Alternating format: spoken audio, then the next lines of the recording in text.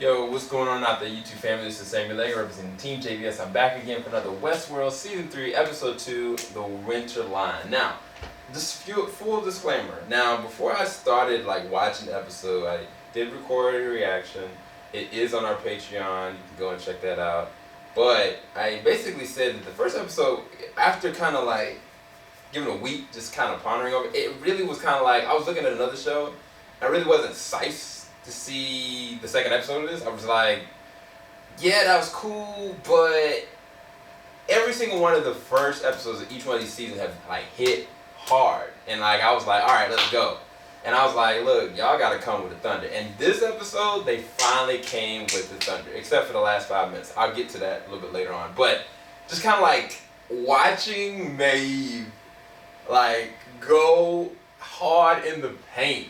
I was like, this is what I've been wanting. This is what I've been waiting for. And not just that, even having your boy Bernard go back into Westworld, I was kind of in my head, I was contemplating what's going on. One of the things about the first episode is it wasn't a smart, thought-provoking episode. This was a smart, thought-provoking episode because I was like, this doesn't make sense. That doesn't make sense. That person was dead. Why wouldn't that person respond this way? I was kind of asking these questions. I was like, maybe it's interact with these people. And I was like, this don't add up. And then at the same time, while you got that going on, Bernard was doing his own thing. I was kind of what time is this? What time and place this is taking on? Oh, what is he actually seeing? What is going on? Yo, that dude was supposed to be dead. And it's kind of you start pondering these different things, and you're like, okay, this is what I missed about Westworld. The mystery, the lore, the vigor, trying to figure out what's going on at the same time with an intelligent base script. That's not just progressing things forward, but using what you have already cemented and then pushing and platforming things evolutionary. And it's kind of when Maeve started to assess that this was all, not just that these things weren't real, but she was in a simulation. I was like, yes. I was like, not just that, bro. The visuals. When the stop time moments were happening, some of the visuals in this were better than any stop time visuals that I've seen. And that includes the Quicksilver moment from the X-Men Days of Future Past. Includes some of the other ones that's got slow motion kind of element. I was like, bruh, the VFX in this are movie quality. It was shot very well. It was done very well. And I was kind of man, this doesn't make sense. It's dumb. Then when you start to figure out this is all simulation, it's not real. You're oh, okay. This is serious. And when she starts to kind of unravel stuff, I was like, this is so epic. I'm loving it. I was just loving every single minute of it. There's only one minute thing that I was kind of when they start moving into new characters, I don't think that they give the new characters enough payoff for me to merit believing that they are even worthy of the characters that we've already got. I think that's the biggest problem that this season so far has had. When Maeve went and was kind of getting her character out, and I was kind of yo, how's she going to get herself back into a sleeve?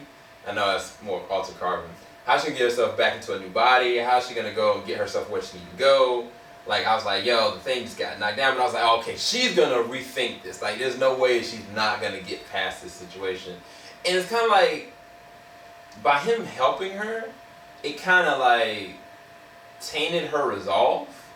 I was how this girl after 2 seasons is going to end up being back controlled by somebody else and used as a pawn. That's not her. Not just that, even if this is kind of happening now, by the end of the season, this dude's going to be dead. There's no way she's going to allow herself to be controlled like that. She'd rather die.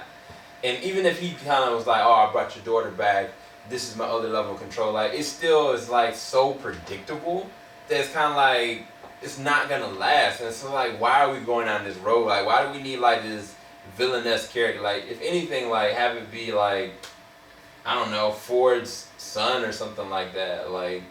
I don't know. It was just way too cliche to me, and it's kind of it just abruptly, everything up until that point was dope. You know what I'm saying? I would have been happy if she would have just killed him, for real. But it's kind of yeah, this dude's got her under control, and it's kind of that's not gonna last. That's not realistically it's not gonna work. You know what I mean? And it's kind of like why are we just kind of tiptoeing through this, regardless of his resolve, regardless if he's technically right for the human race to try to preserve this. Like, nah, bro. Like, Tessa Thompson's character was trying to do the same stupid thing second season. So, nah, I thought that was the only thing that kind of tainted this episode from being legit, to me, a 10 out of 10 level, like, episode. But everything else was great. I loved everything else. Let me know what you guys think in the comment section below. Make sure you like, smash that like button, please. Make sure you subscribe. We're close to 50K. When 50K hits, we're going to be going and putting some dope prizes for you guys. Hope you guys are safe and doing well. Make sure you're taking care of yourself and watching your social distances. And I'm praying everybody's okay. Make sure you talk in the comment section below what you thought. Okay? Peace, guys.